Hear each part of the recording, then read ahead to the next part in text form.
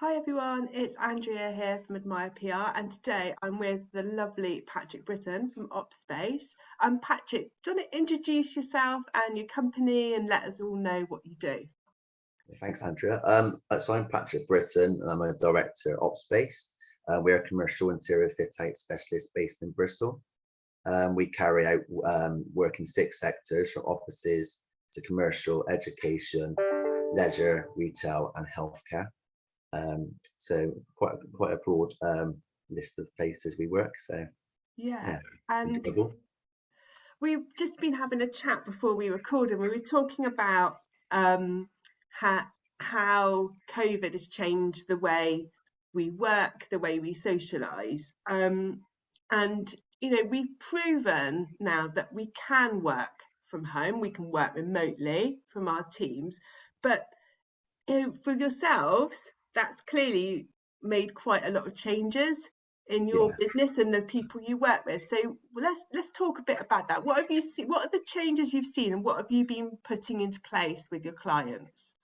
Yeah, so it has been obviously a really challenging time for a lot of people, but whenever there's challenges, there's always at the end of it, there's always some positive things to look for.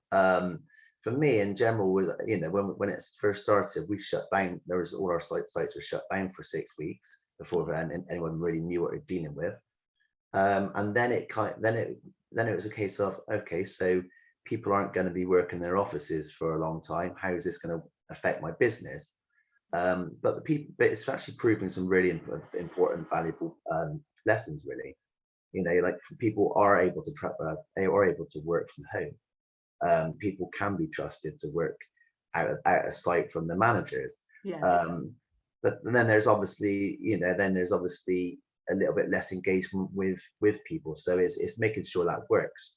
From an office point of view, it's more of a case of understanding that maybe it's a case of there's going to be less people wanting to go to the office, but when people do people will always need to have interaction with each other, as especially if they're working in a team on projects. So yeah, it has to the space has to work for that business for the time we're in now. So really, it's more of a case of having more sort of meeting areas and some soft furnitures, so we can actually interact and be part of a team. Because yes, you can make money away from the office, but sooner or later you need to be part of that team still. yeah. And yeah, that makes sense. I've seen, people have got these kind of more flexible spaces now, and they can move things around. But there's that mental health aspect to it as well, isn't there? Because as humans, we need human interaction, and I think it was quite interesting in lockdown how it brought home, like, each member of the team, of my team, dealt with it in different ways, and it showed their personality and what they need. And maybe this has been a good thing, because maybe now we will be more inclusive for different people.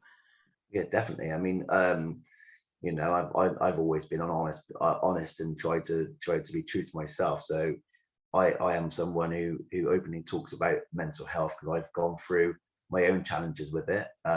When it comes, like I said, with every negative, there's always a positive to come out of it. So for me, with my own struggles, I've realised I now understand more about what people want or what people need, and the different characters in people. I've really like put a lot of time into like understanding different profiles of people. Mm. So for me, is I mean, the obvious one is to have a breakout space in an office environment. If you're in a bigger business, it's nice to have the breakout space. So when they're having lunch, they're not sat at their desks anymore. They're actually interacting. It's becoming sociable. If you're making friends and you enjoy being around people at work, you'll want to go to work. Yeah, It's a massive part of it.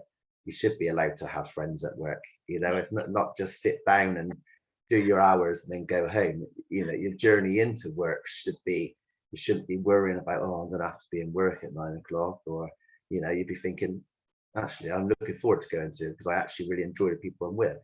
But then there is also the other side of people, where some people, the idea of being surrounded by lots of people and their dinner breaks, etc., could be a real challenge to some people. Some people, especially people on the spectrum in general, they tend to want to.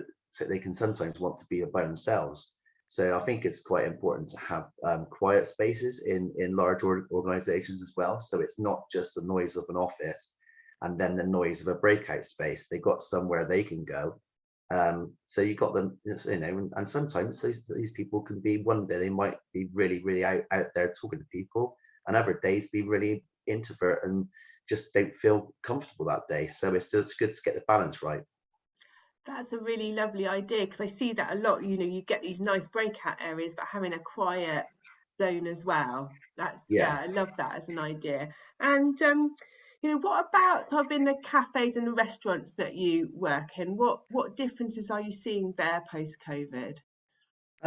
So we've actually had quite a number of cafes and restaurant projects we were working on, and again, it's people have reevaluated their time. We've had for the first time in most people's lives, they've had no opportunities to see people outside of their house. That's not a normal circumstance. So then they, and now people, even though people have got struggles with energy costs, etc., they they don't want to be going back to that time where you cannot go out and see people. They've been had their freedoms taken away for too long, so they've had to reanalyze the time they spend with people. It might be a little bit less, but they might not have the money to be going out all the time. But when they do go out, they want to feel like it's a treat. Yeah. That's what most people are telling us.